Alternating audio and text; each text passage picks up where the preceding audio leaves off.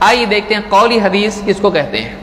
Number ایک، اس کی مثالیں ہم دیکھتے چلے جائیں گے، اور اس میں حدیث میں اب تفصیل سے دیکھتے ہیں حدیث کے ذخیروں میں، حدیث کی کتابوں میں کیا کیا چیزیں ہم کو ملتی ہیں جو حدیث کے تحت ہم کو ملتی ہیں۔ نمبر ایک، قولی حدیث، ایک حدیث کی قسم ہے جو قول ہوتا ہے نبی کا صلی اللہ علیہ وسلم۔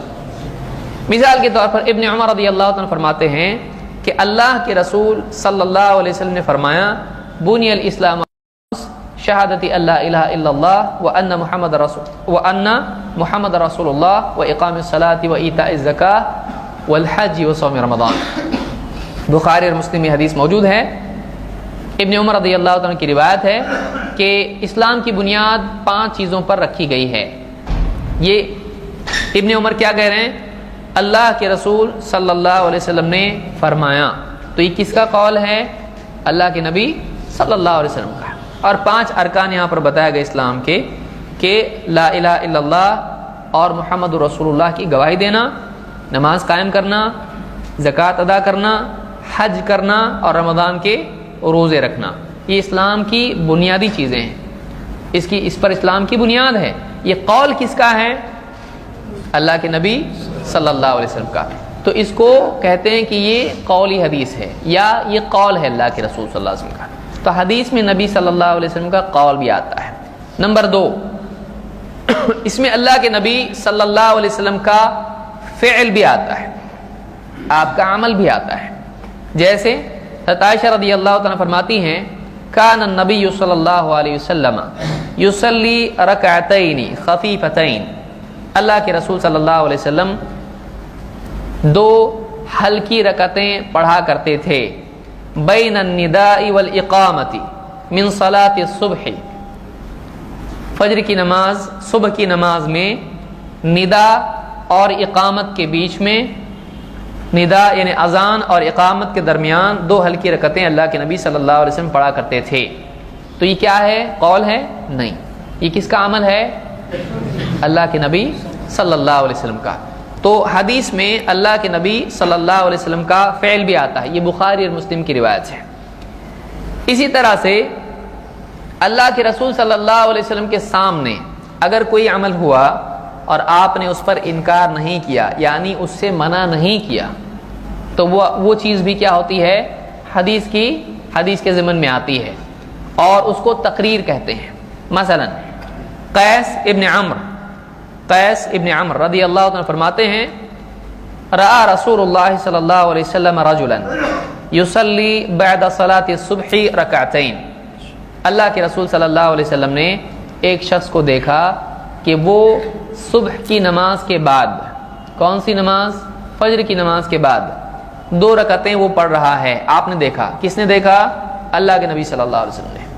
فقال رسول اللہ صلی اللہ علیہ وسلم صلاۃ الصبح رکعتان، صبح کی نماز تو بس 2 رکعتیں ہیں، تم فجر کی ہوئی نا نماز، اب کون سی پڑھ رہے ہیں؟ یہ تو 2 ہی ہیں۔ صلاۃ الصبح رکعتان، فقال الرجل انی لم اکن صلیت الرکعتین اللتین قبلہما فصلیتہما الآن، اس آدمی نے کہا کہ میں نے جو فجر کی نماز سے پہلے 2 رکعتیں ہوتی ہیں وہ نہیں پڑھی تھیں، فصلیتہما الآن، تو اب میں نے وہ پڑھ لی، اب پڑھ رہا ہوں۔ فسکت رسول اللہ صلی اللہ علیہ وسلم، تو اللہ کے رسول صلی اللہ علیہ وسلم خاموش ہو گئے۔ تو یہاں پر اس کو امام ابو داؤد، ترمذی اور ابن ماجہ نے روایت کیا ہے، اور شیخ الالبانی نے اس کو صحیح کہا ہے۔ اس حدیث میں کیا ملا ہم کو؟ کہ ایک آدمی فجر کے بعد 2 رکعتیں پڑھنے لگا، تو کیا آپ نے پڑھنے دیا اس کو؟ آپ دیکھیں اس میں 2 مرحلے ہیں، اس شخص کی وضاحت سے پہلے، اس شخص کی وضاحت کے بعد، اس شخص کی کلیریفیکیشن کے پہلے اور اس کے بعد۔ پہلے آپ نے کیا کہا؟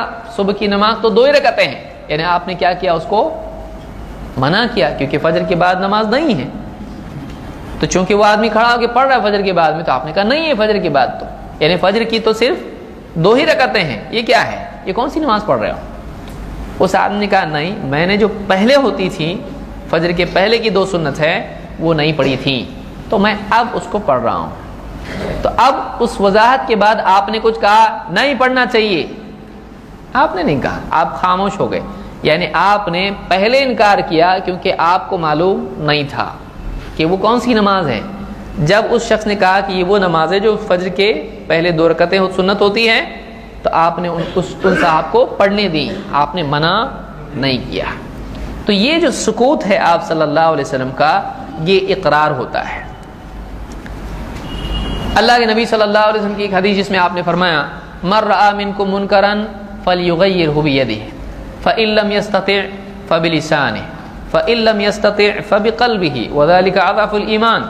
جو آدمی کسی برائی کو منکر کو ہوتا دیکھے وہ اس کو ہاتھ سے روک دے، اگر طاقت نہ ہو زبان سے روکے، اگر اس کی بھی طاقت نہ ہو دل سے روکے، دل سے اس کی مخالفت کرے. اور یہ ایمان کا سب سے کیا ہے؟ کمزور ترین درجہ ہے. اضعف الایمان، ایمان کا سب سے کمزور درجہ ہے. کیا آپ نبی صلی اللہ علیہ وسلم سے یہ توقع کر سکتے ہیں کہ آپ طاقت ہونے کے باوجود بھی نہیں روکیں گے؟ پھر بول سکتے ہیں پھر بھی نہیں روکیں گے. مدینہ میں اسلامی حکومت ہے، مسلمان ہیں، سب پاور پورا ہے، جان دینے کے لیے لوگ تیار ہیں، ایک حکم پہ سب کچھ کرنے کے لیے تیار ہیں، پھر بھی ایک برائی ہو رہی ہے اور آپ خاموش ہیں. ایسا ہو سکتا ہے؟ نہیں. تو جس پر آپ خاموش ہیں یہ اس بات کی دلیل ہے کہ وہ غلط نہیں ہے، کیونکہ آپ نے اس کو منع نہیں کیا. تو اس روایت سے یہ بات معلوم ہوتی ہے کہ کبھی آپ صلی اللہ علیہ وسلم کسی چیز کو دیکھ کر خاموش ہو جایا کرتے تھے، لہذا وہ چیز غلط نہیں ہوتی ہے. اس کو تقریر کہتے ہیں.